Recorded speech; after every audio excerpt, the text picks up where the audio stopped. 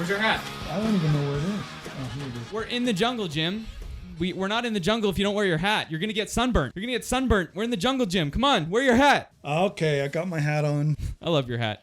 You look so cute. Welcome to the jungle today, folks. I brought Jim back into the jungle with his hat. He's going to continue to coach me through my jungle of problems in life. He's so ready for it, aren't you? You are beyond help, my friend. You are wow. beyond help. That's not very nice. That's not very nice. You weren't very nice to me last time. Listen, Cole. You were not nice to me last time. What have you done since we did the last one? And I'm taking my hat off because I've done my thinking. Fine. I do it with my hat on. Now we're going to do the jungle with Jungle Jim Hunter. I went and I bench pressed, I think, one time since we talked last. I did not make, I'm going to be honest with you, I did not make so much noise that you heard me from your house. I know that you really specifically showed me how to bench press. So it wasn't 225 yet. But we're going to get there. But I want you to know, in November. Okay? This is November right now. This is November. I have not missed a day since November 1st. That means running somewhere between 6 to 10 kilometers every day. Wow. And I'm 70, so... Okay. All right. If you can't keep up to me and only did it once in the last 2 weeks... Hey, wow. Okay, well, here's the deal. That leads me to my first question of today. Last time you showed me or explained to me what kind of mindset I need to succeed. Not just at benching 225, but in life. So today, I come back to you with a few more questions on how exactly am I supposed to do that. Ask away. I showed that last episode, Jim, to my grandma. Mm-hmm. And she had an existential life revelation when it came to it, which is great. But I'm just as confused as her. What am I supposed to do now? Okay, it's not a want anymore. It needs to be a need, right? When it comes to these things that I want in life to succeed in life at. But how do I make it a need? Where do I start? What's the next step for someone like me? For something to go from a want to a need, it has to change inside of you. You said your grandma was changed because something inside of her changed. And when something inside of you changes and you all of a sudden see it differently, I mean, I don't know how to attack this, and maybe this is not going to be the right way, but it's the way that comes to my mind right now. I've spoken over 4,000 times. After every one of those, I've always had a tape recorder in my pocket because I tape myself when I speak. Oh, like in your coat pocket? In my coat pocket. You keep it. So you recorded how you had conversations with people. That happened by accident. Wow. It started out because I would just put it in my pocket, a tape recorder, turn it on just when I would stand up to speak, and I would record myself because a lot of places didn't have the equipment to do it. And so I would listen to myself afterwards, and I would listen. And one day I left it on and I forgot that it was on. And people come up and start asking me questions. Right. Now, I've kept track of it. After speaking 4,000 times, I have been asked, Cole, 75,000 plus questions. Wow. And every one of those questions usually is exactly the same. They usually start out the same way, where they come up and they say, can I ask you a question? Could I ask you a question? They get very quiet all of a sudden because they don't want anybody to hear. You don't want people to hear what you want to know because that exposes you to show the weakness in you or in the question or of the person that's questioning you. Right. Now, the problem is that every one of those questions usually came from a parent asking me how I could give them a short, quick tweak to help their child have confidence or discipline or focus or motivation. You know, I would listen to these questions and I would go, were they not listening to the speech I just made? And suddenly it hit me. When I would ask them and rehearse the speech in my head, and as I was thinking about it, I would suddenly go, wow, this is a tremendous asset for me because it's insight into what's going on in the minds and in the heads of the people that are asking the questions. Cole, never forget, when a person speaks, it reveals what is at the center of their heart. And because it reveals what's at the center of their heart, it actually tells me what their character is. If you come and ask me what to do to help your son or your daughter, why are they not asking? Why is that person not asking me the question? I've had dozens of parents come up to me and say, would you train my son or daughter? And I say, no. And they go, well, I thought that's why you were here. You came and spoke at our banquet. Isn't that what you do? And I go, yes. Well, why won't you train my son or daughter? And I said, where's your son or daughter? I don't know. They're having fun. And I said, so does your son or daughter really want to become an athlete? Or are you just the one that wants them to become an athlete? Because I said, until they ask me the question, we don't know if they really want to do it. Cole, if you want to take a need and make it real in yourself, it has to be something you need to know because it reveals the character in you. And until you are willing to go to the depths of changing your character, it's just a want. It's just a want. And to change your confidence or your discipline or your focus or your motivation, the child needs to be asking me the question, not the parent. And dare I say it, that's the parent's fault.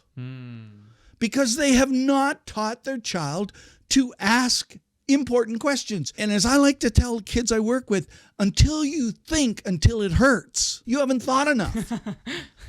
And I can tell you it takes a long time to think before it starts to hurt. Right.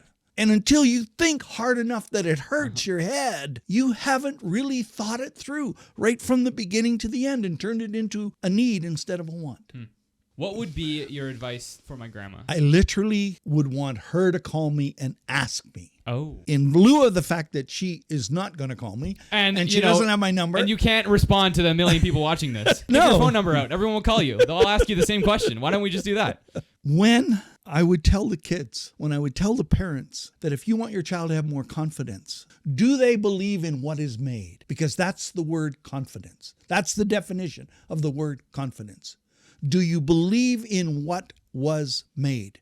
In other words, what you have made. So when dad asks the question, when mom asks the question and says, could you tell me how to give my child more confidence? They have so much talent, but they just don't seem to believe in themselves. It's hard for me to tell that parent what to do with that child when it's the child that I need to say, tell me what you need. And he says, if he says to me, I need more confidence, I can say, what have you done that wowed yourself? That wowed your parents, that wowed your neighbors. Better still, what have you done that wowed the competition to actually pay attention to you? Because until you wow the coach enough that he goes, I need to put that guy out there more often. I need to put her out there more often. You haven't done anything that is worth believing. And so for your grandma or anybody else that has a desire and a dream and something they want to do, what did you do since you thought that thought that says, I need to do this, that wowed you, that said, I actually did something about it? Cole, it's hard for people to understand that because it's always external. We become so addicted to responding to what everybody else says and what everybody else does. And because we respond to what everybody else does and what everybody else says and what we see, we get so hooked into being codependent on other things to be independent within ourselves, to be interdependent enough, to be bold enough to wow somebody. It's what you have to do, right? I knew. My dad had said, you're going to this camp to try out to be a ski meister. It's your first camp. It's your first race. You're going to try out. I knew what he wanted me to do. He wanted me to win. When I crossed the finish line after the second run of the race, the finish referee, who was one of the ski meister coaches that was going to make the decision as to whether I became a ski meister. And remember, they only took 10 girls, 10 boys. That's it. Out of 169 kids. But we were all competing for these 20 spots. And when I crossed the finish line and I was going through all the times and I was standing there, the finish referee came up to me and says, what are you doing, son? I said, I'm just trying to see where I finished. And he looked at my time and he says, oh, you're dead last.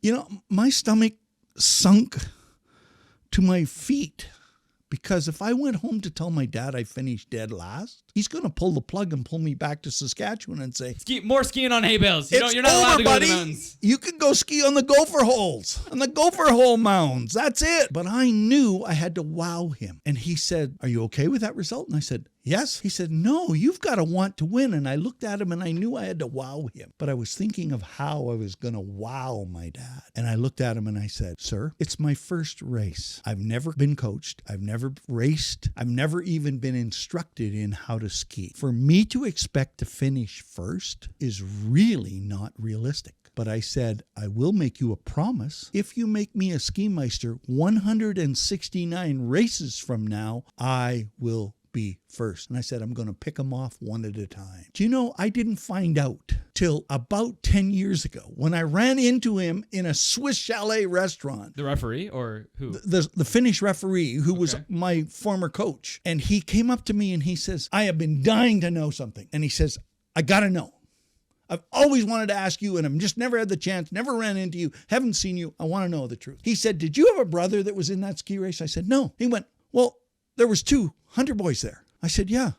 He said, if I remember right, there was Mark Hunter and there was Jim Hunter. He said, was that your brother? I said, no. He said, okay, who was it? I said, my real name is Mark. When I was signing up, I had to register myself, and the lady behind the counter said, oh, there's a Mark Hunter here. Is that your brother? And I instinctively said yes. Now, there's a reason why I said yes. And that was because I heard behind me the coach of my hockey team who said, if you're going to play for me, you cannot do other sports. And I was thinking on my feet, if he hears me say Mark Hunter and he knows I'm Mark Hunter and I play for him, I will get kicked off the team, The hockey team. the hockey team. Oh, that's interesting. Wait, And- so that's where it started? And so I instantly said Jim Hunter, Wow. because that's my middle name. And he said, so you trained all week, one time as Mark Hunter, one time as Jim Hunter. I said, yes. And I said, if you remember right, I had number 101 as Mark Hunter and I had 169 as Jim Hunter because I was the last guy to sign up. And he said, I thought so. I knew it. And he said, when I went in and said, we need to put this kid on the program, I told all those coaches, I think this kid did this. And he says it takes a lot of creativity and imagination to do it. He said, why did you do it? And I said, because my dad told me if I didn't impress him enough, he was pulling the plug and it's back to Saskatchewan and ski racing is over. And he said, do you know why you made the Ski Meisters? We had to come up with a reason why you made it, because the politics were all against you. The top 10 kids, they're going. And he said, I reasoned it and suddenly it hit me. And he said, it was because of your answer. And I said, what do you mean my answer? He says, when you told me that 169 races from now, I would be first. Cole, 5 years later, 169 races later, I won my first race. And I climbed over all these other guys. I still have the results in a binder right down there. Wow. And those results show the 168 kids that never went to the Olympics, never went to World Cup, never did anything with their ski racing. But I did. I won the bronze because I wowed that coach enough to say, and we have, for the first time, an out-of-province kid from Saskatchewan trying out, and we're going to invite him to the second camp. Because you know why? He wanted to be wowed again. He wanted to see if I could wow him on the second camp that was held at that time, Pigeon Mountain, which no longer exists, but it's on its way to Banff. I wowed them there because I was pushing and pushing and pushing the envelope constantly. I wowed them. I wowed my dad enough that he didn't pull the plug because he was impressed that I had a plan. As a matter of fact, he never even asked how I finished because I said, I have a plan. I said, Dad, this is my first race, and 169 races from now, I'm going to be first. He said, why 169? And I said, because by then I'll be 15 years of age. And I'll be able to finally compete with these kids because I'll have some experience and knowledge of how to race. But it was so exciting to be up there. And it was so good to have coaches that helped me. Some people would say I was dishonest With your name. with my name. I would simply say to you, my name was Mark and my name was Jim. Did I really tell a lie or was I just creative? Right, right. Oh, interesting. Yes, I did tell a lie. Okay, and there we I go. shouldn't have done it. Of course. But would Jungle Mark have worked? Jungle Mark. Got a point. That doesn't justify doing the wrong thing. No. You should always do the right thing. Yeah, But you're supposed to be. You're setting a terrible example, Jungle. I am really Jungle setting it. Mark, you're setting a bad example for what this whole theme of this podcast is about. But I'm telling you this, your grandma has to wow herself enough to say, I need to make the change. I need to be different. What blows my mind is that I used to think these things were just crazy, that I was nuts to do this. But when I started testing kids to decide on which kids and how I was going to coach them and what I was going to do with them and how I was going to help them the best possible way, what blew my mind, Cole, is that 82.55% of the kids I tested did not want to be tested. I can give you 10 reasons if you want to listen to them all. No. And amazing, 38.37 of them, their parents never let their child be tested and didn't want the confrontation. They were the type of parents that said, we don't need to keep score, we just give everybody a trophy. They just got to participate. But it was 38.37% of the kids that I tested, 1,016 kids. I think that's enough to say that I have proof. 13.95% avoided being testing and always had an excuse. And they were the ones that always showed up late. And they always showed up late for training. And they were the ones that always showed up without their gear. They would show up without their running shoes, without their shorts. And they would go, oh, shoot, I'm going to have to go back home and get my stuff, and then I'll come back. We'll have to get tested another day. And they would do it every time. Why would they not want to get tested, like overall? They didn't want to be tested because if they failed, it hurts. But I got news for you. If your grandma's going to change, I don't know what she wants to do and what she's going to have to do, but it's going to hurt. I'm sorry, but there's a price to pay for the entry. It's you can't get into the Olympics by just showing up and saying, I'm here, give me a number. It doesn't work that way. In other words, I would test them and they would see the results and they would go, yeah, but I should be up here. Every time they got better, they wouldn't go, wow, I reached my former goal. They would go, I should be up here. Why is that? Because their parents always moved the goalposts. They came home and they had an 80 mark in math, and some parents said, how did Susie do? Well, she got 85. Well, why can't you get 85? Why can't you be like your brother? He had 90 at this age. You see, what you say reveals actually what you need. And what you say reveals what you need, but you know what? You couch it in what you want. You say you want to press 225, but you've never said to me, what do I need to press 225? Because it's not a need yet for you. It's an idea. It's a concept. It's a wish. It's a dream. Well, okay. All right. Not a dream. That's a little far out. I mean, I think I'm closer to it than that. I wanted you to wow everybody in the gym so that they would stop. And you know why I wanted you to do that? Why? Because the impact on you would have been, shoot, they looked at me. And you know what? What? You'd have to do it again. And it might finally grab you that it's time for you to turn this into a need, not a want. See, we're afraid of needing something because we think it requires discipline. We think that it requires us to be under the gun and to be pushed and to be disciplined and to be yelled at and to be literally bullied into doing it. Yeah, if somebody from outside, if dad and mom need to do that to you, it's the wrong way to do it. But when it's what you need to do, I don't need them to tell me. Did you see the double need? No. If I need to do it, I don't need them to tell me. I am the one that has decided I need to do this. And the reason why you need to do it is because your need is bigger than just the result. Your need is that you are growing and changing who you are. When 82.55% of the kids I tested don't want to be tested and all have a reason, all have an excuse, I could keep going on this, but I'm going to tell you, there's other things that are similar. Do you know, Cole, that 85% of the people in this city, when it snows, do not shovel their walks within the first 48 hours because they don't feel I need to do that. Right. But they forget it's not about them. It's about the people walking by that could slip and fall and break a neck or break a leg. Do you know that 85% of the kids and the teams I've worked with do not pick up garbage on the way to the dressing room when we give them the test to find out which kid should be the captain of the team? Wait, that's how you did it? I do it that way all the time. Wow. And I've had coaches say to me, who should I pick as captain? And I go, I'm going to show you a little test. You and I are going to walk through one-way glass, and we're going to, on purpose, put some garbage on the ground between the door and the dressing room. And when the kids come in, let's see which kid picks it up. And I guarantee you, he's your captain. And every time it's the guy he would have picked. It's because he's more concerned about others as much as he's concerned about himself. I need to be who I say I am.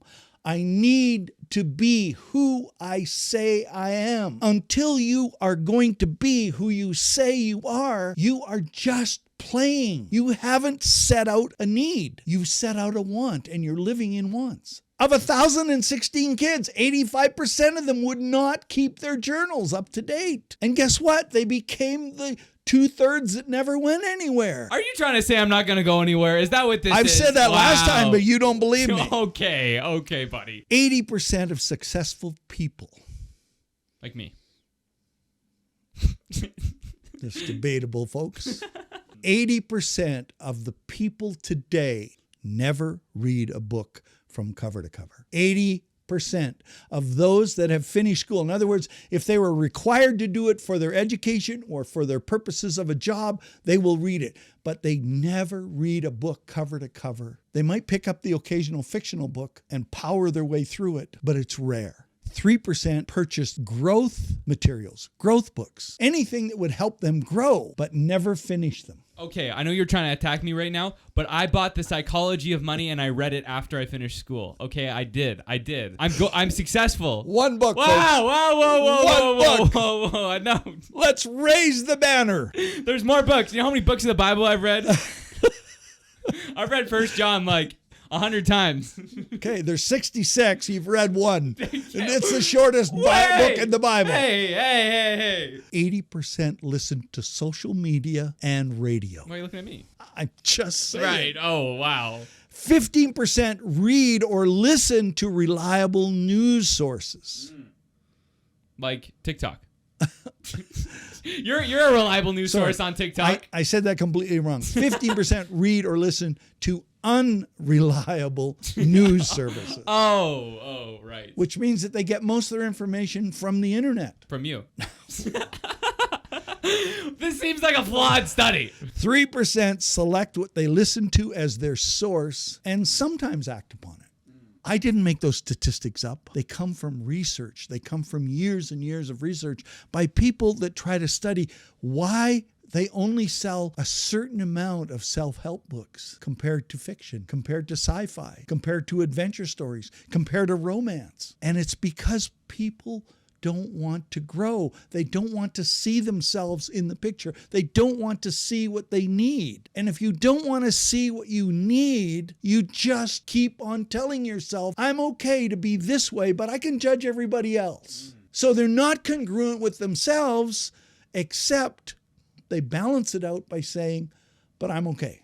I'm good. Here's what's funny. 17.45% of the kids I worked with that were tested, 15.12% of them are nervous, yet inspired. And once they knew where they were, their exponential growth did better because suddenly they saw where they were in relationship to where they thought they were. I asked the kids simple questions like, if you were to evaluate where you are in the journey towards being the best of the best of the best. Yep. At your age level. Yeah. I'm not comparing them to NHLers. Okay. I'm comparing them to So themselves. like athletes, kid athletes. Athlete to athlete. Sure. A 15-year-old to a 15-year-old. A 14-year-old to a Yeah. 14-year-old. What's amazing is they put themselves just slightly more than 60%. Now, do you know where the parents put them? Higher. We asked them the same question. You know where they put them? 80% or better. Most parents think their kid just needs a couple of tweaks here and there, and they're, boom, going to be world beaters. Do you know where the coaches, the same coaches, the coaches that coach these kids, you know where they put them? Because we find out what their coach was, and we ask for an evaluation from the coach. You know where the coaches put them? Around 35%. Do you see a problem with our culture, Cole? Yes, I do. Here's the coaches at 35, here's the parents at 81, and here's the kid caught in the middle at 61. And no wonder they fight. No wonder they don't get along. No wonder they don't develop. It's because the parents see a need that is very little. And a coach sees a need that is great. And the kid sees themselves above average. So what's the panic? But it's the kid that comes and shows up that says, I think I'm about 35% and I want to reach 50 this year. Is the one that all of a sudden excels and grows and goes beyond. And we know that from every kid that we worked with. We know that from even the business people. When I would ask business people and they would do the same evaluation, you know where they would put themselves? Above average. You know where their bosses put them? Down here. You know where the purchaser or the people they worked with or sold to put them? Up here. And we wonder why there's a problem with need versus want. Now, so you know how fanatical I am about testing? I would test my athletes once a week, every week that I was coaching them. Once a week, every week when I was coaching them. Do you know how often kids get tested that are competing in most competitive sports? Once a year. If you're going to wait for your annual evaluation at the job you work at, and this is true of everybody, if you're going to wait for your annual evaluation to find out how you're doing, you're going to want another job soon. But if you're going to test yourself to say, what do I need to do to be better? What do I need to do to improve this company? What do I need to do to improve the sales of this organization? You should be testing yourself every week. And most people don't want to do that because that means I'm responsible. And if I'm responsible, why does that matter? Responsible is made up of two words: response and ability. And if your response to your ability is to always sugarcoat it, you don't need to get better. You can stay right where you are. And until you need to do it that badly, you're not going to be an Olympian. You're not going to bench press 225. Sorry, buddy. 2.33% came with a clear picture of what they wanted to achieve and would fight inside to get there, even when they didn't feel good. But once they knew, their language changed, and they would come in to be tested and say, I have a clear picture of what I need to achieve in this test to be better. And the minute that switched, the minute that light goes on, it's like they're out of the dark, they're out of the jungle, they're finally on the road, they've finally gotten out of this horrific jungle that they've been in going, what am I doing? What am I doing? What am I doing? And now they finally know, and they get out of the jungle and they move forward. Cole, it's trying to get those that are listening to understand that until I need to change, I'm actually going backwards. The whole idea on the jungle is to get the listener to understand that if I don't inspire you to want to participate in being better, then I haven't communicated with precision and I haven't empowered you to become a better performer. And so I must wow you. I must help you see a way out of the jungle that you're in, that you have lived in, because, and I could go through all the 10 things that were on the negative side of this, but every one of them started with parents that said, oh, no, honey, I don't want you to get hurt. No. You don't need to be compared to anybody else. No. We don't look at the results. No. We're not going to test you because that brings shame. I'm not talking about shame. I'm talking about a child that comes home with a finger painting in grade 1 that looks like a watermelon fell off the bridge onto the piece of paper and it splatted. And you look at it and go, wow, Michelangelo. Why? Because you want that kid to need to want to paint again. Right. Now, there becomes a refinement of that at every step. But the refinement of it takes you to a place where you have an internal motor that says, I need to be better because it's my standard that I want to raise. The whole point of the jungle is to help you get out of it, to see your way through it, to become so inspired that you want to participate in learning how to perform at a higher level. That can only happen when internally the need becomes so great that you can't wait to hear, what do I need to do next? How do I need to do it next? It can't be a want. It's got to be so inspired inside of you that it just literally drives you forward. And when it drives you forward, you don't need somebody to say, how do I teach my child motivation? How do I get more motivation? How do I get more discipline? How do I get more focus? Right. It comes because internally you see a need that has to be fulfilled. It's as simple as this. The hunger inside you has to become so great that if you don't do it right now, it's not enough yet. Jim, where can I go to get tested by you? Say I want to go conquer the jungle in my own life. Maybe I want to ask you some questions. Maybe I want to, take charge of my own life, turn my wants into needs and actually do something, get tested by you, whatever. Where can I do that? If you want to be tested, if you want to know what you need, write me. Send me a note. As a matter of fact, become a Patreon. Join and get extended material.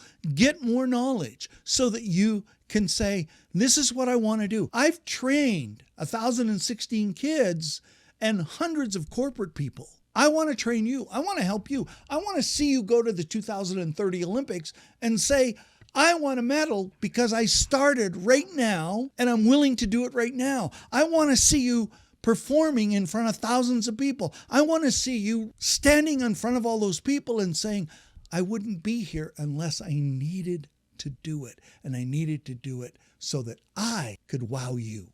I need you to tell me that because I want to help you. It's why I'm here. I want to inspire you to participate. I want you to communicate excellence all the time inside yourself so that you don't see yourself way up here and you're actually down here and you're incongruent with yourself. I want you to go forward and push yourself forward and learn. So join our Patreon program. Become an adventurer. You know what I want? I want you to be like Cole. Oh, wow. Because Cole is good at what he does. You know why? Because he needs to do it. And when he edits and when he helps with this show and when he inspires me, it just changes everything. It puts forth the best of the best of the best. Cole needs what I am trying to tell him.